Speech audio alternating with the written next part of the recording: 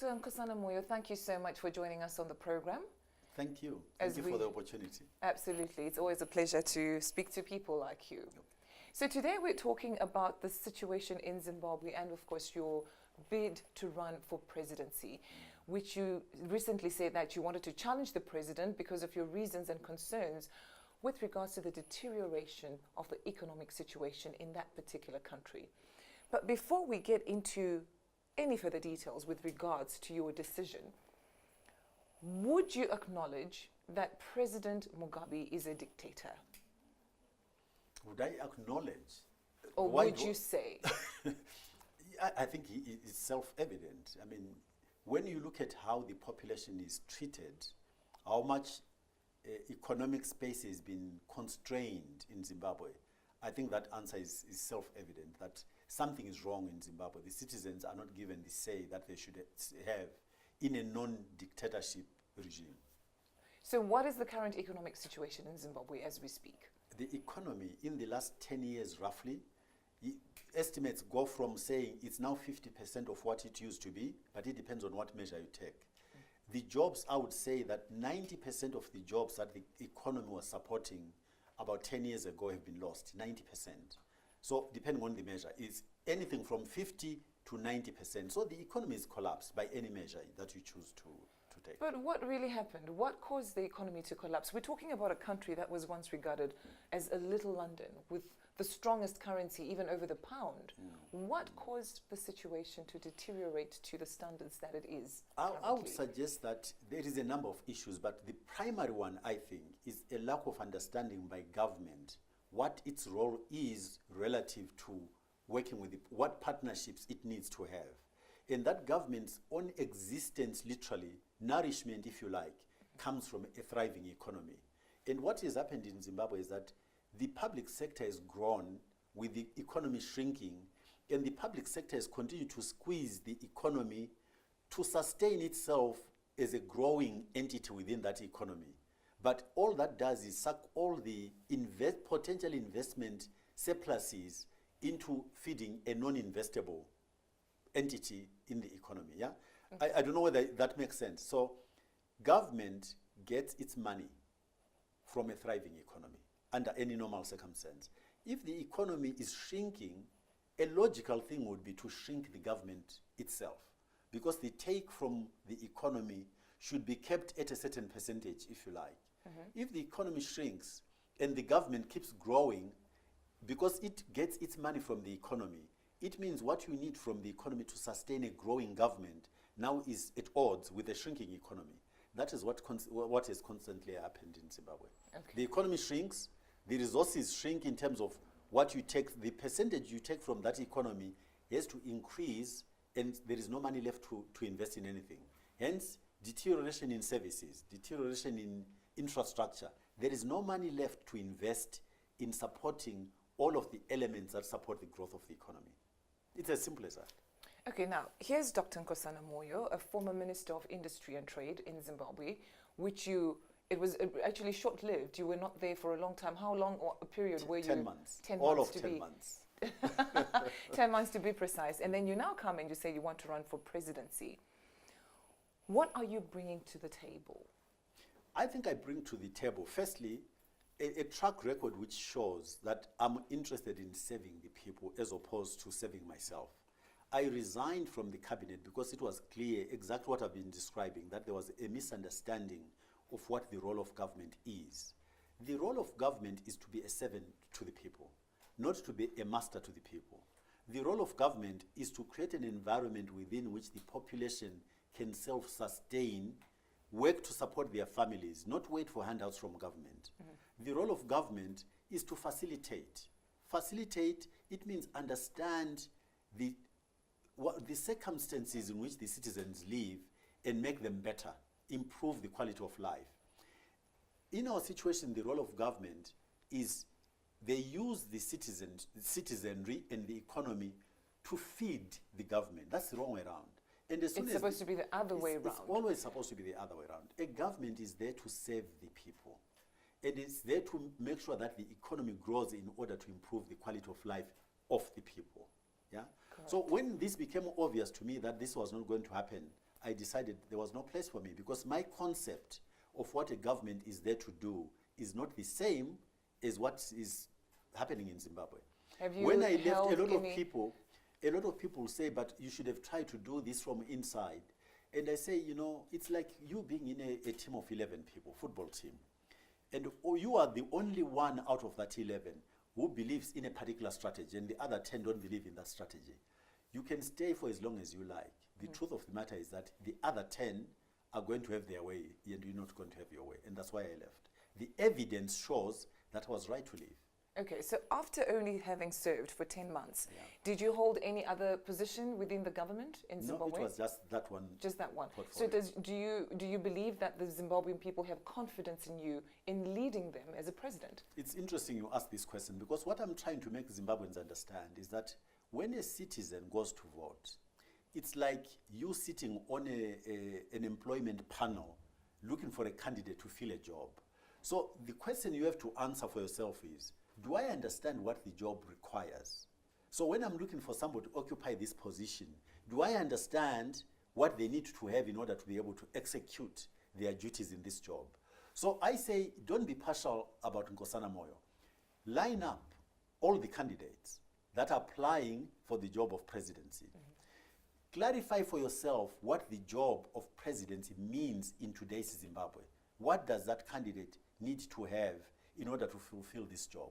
Line us all up and see who will come first if you do the assessment properly.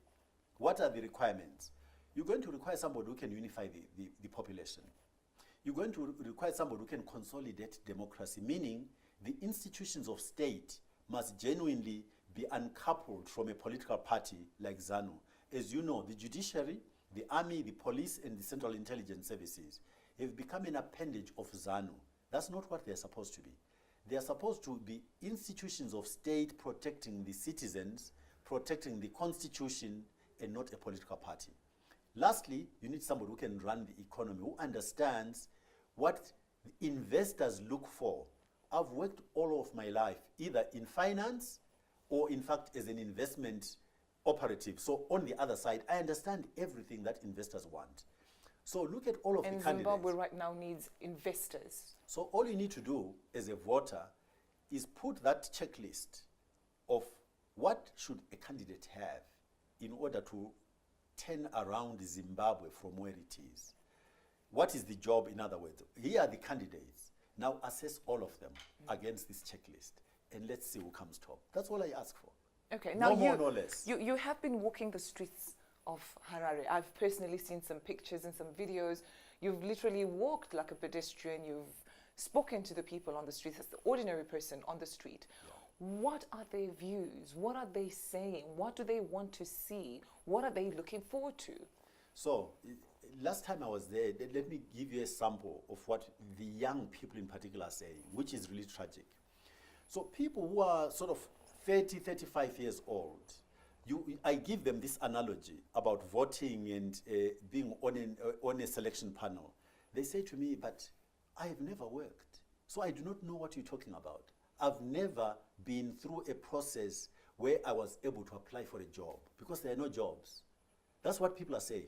They're saying we would like, when I go to school, it's an investment. My parents put a lot of money to send me to school.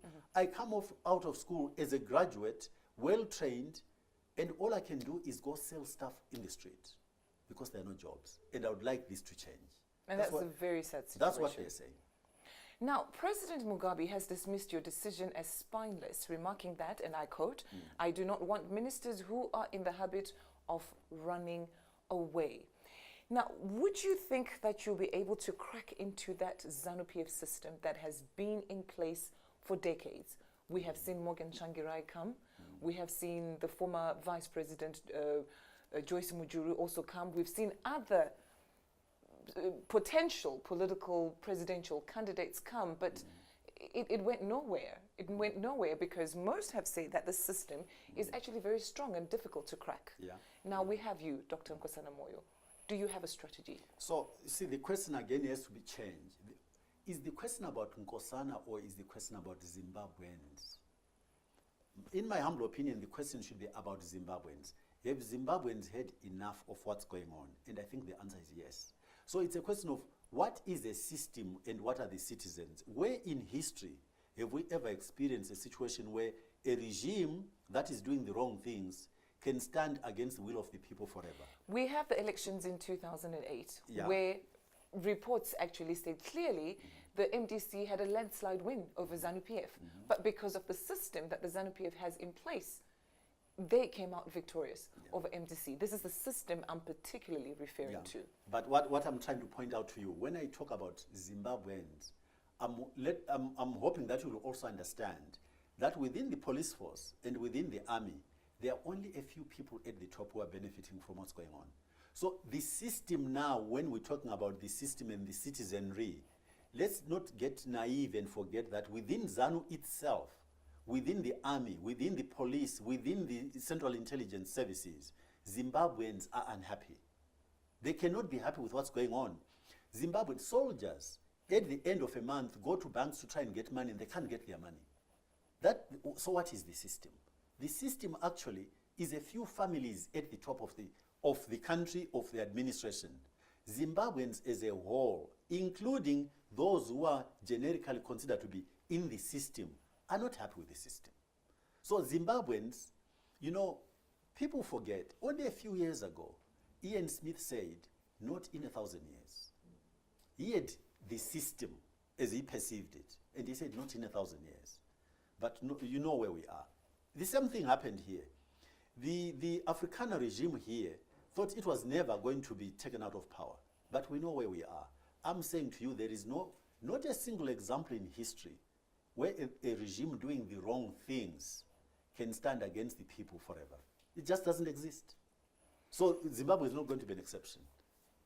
If you became president, and please note, I say if you become... You should say when. When you become president, perhaps that's exactly what I should say. When you become president, will the sanctions be lifted? What are the sanctions about? Firstly, I think there is, in my humble opinion, again, a misconception. Zimbabwe is not where it is because of sanctions. Zimbabwe is where it is primarily because of two huge issues which are internal. Corruption in Zimbabwe is huge. It's just completely beyond belief. The second issue is we are in the habit of employing people not because they've got competencies in doing the jobs we give them, but because they are either friends or relatives or family. So incompetent management and corruption is what has killed Zimbabwe. Yes, there may be, and in fact, the sanctions are against individuals. Also remember that. Sanctions are not against the country, they are against particular individuals. Targeted individuals. Yes. So Zimbabwe is where it is not because of sanctions. Individuals are where they are because of sanctions. We've got a huge cabinet, and then we've got deputy ministers. So each ministry has got a deputy minister. Deputy ministers don't sit in cabinet. Deputy ministers don't act even when a minister is away. When a minister is away, another minister acts. So you tell me what purpose deputy ministers serve, other than being jobs for the boys. So a smaller cabinet, no deputy ministers. I will institute a very novel process because we worry about young people. We've got no innovation because we've kept young people away from where the decisions are being made. We'll have the concept of junior ministers instead. And all of the junior ministers will be less than 35 years old, according to following the UN definition, for two reasons. The first one is we want young people where policies are made, so that on the one side they understand what goes on the other they push back in the way normally young people do, to introduce innovation and different ways of looking at things from their perspective. Because the biggest problem we have on the continent today is that young people, no jobs for young people. The way we are organizing ourselves is not from the perspective of a young person, because we're letting old people run the world through the eyes, through their own experiences and through their eyes. We need young people at the table so that they can show us different ways. Any society that is innovative creates space for young people, because that's where innovation comes from. Absolutely. So that's what we're going to do instead. Absolutely. Would you say that the SADC has been supportive in the situation of Zimbabwe? it has been accused more often than not of being quiet, of just watching from a distance and letting President Mugabe and his government, his administration, have their way in Zimbabwe. But at the same time, we see a lot of Zimbabwean citizens have migrated to all these neighboring countries, South Africa, Botswana, running away from the deteriorating economic situation. What is your take on the SADC stance? My personal preference is not to put blame on other people. I think Zimbabwe is where it is because of Zimbabweans themselves. In other words, our own rulership. I think other people, there will always be a limited amount of whatever people can do to assist another country. So let's not worry too much about SADC. Let's get Zimbabwe sorted out by Zimbabweans. And when we are running our country better than the other countries, if we manage to do that, then we can begin to talk about, is Zimbabwe doing better than or not? Let's take on the responsibility ourselves of getting Zimbabwe sorted out, rather than shifting and putting the blame on other people. They've got their own issues. Yeah? So let's just respect them. And when we become responsible for Zimbabwe, we'll engage in a much more aggressive regional integration, especially on the economic side. So that's only then I would like to express a view on how the other leaders of SADC position themselves. As of now, my effort and my focus is on Zimbabwe and what we do for ourselves. You can extend this to even international relationships beyond SADC. If you're not running your own affairs properly, I think it's too easy to blame somebody else. Let's get us sorted out. Let's demonstrate we can do our things better than anybody else, and only then do we earn the right to say anything about what somebody else is doing. Okay. Now, is there any chance, Dr. Moyo, of a coalition with other smaller opposition parties in the country? But coalition to achieve what? So for me, my understanding of a coalition, it's almost like a marriage. If you and I want to get married, I'm sure we're going to compare what are your interests, what are things that you'd be looking for, and what alignment is there between what you want and what I want. You can't just say, oh, I see a man, I'm going to have a coalition with him. Can you? I would like to think that I stand to be corrected on record that there are other smaller opposition parties in the country that perhaps share the same interests as yours. Let me tell you where the problem is. The problem is that when you engage people on why they're going to contest the elections, most of them will tell you we want to remove Mugabe. I personally think that's a very low bar. I don't think that we should be aiming just to remove Mugabe.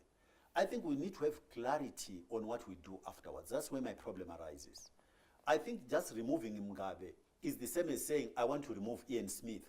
We've got experience that is not enough. When you're choosing a leader, you need clarity on two things. Yes, we've got a common purpose of wanting to remove the current regime. But very importantly, when you're forming a coalition, are your programs and aspirations of what you want to do with the country after that, are they aligned or not? If you stop it, I want to remove Mugabe, for me, that's not a basis for an alliance. It's not a solution. No, it's not.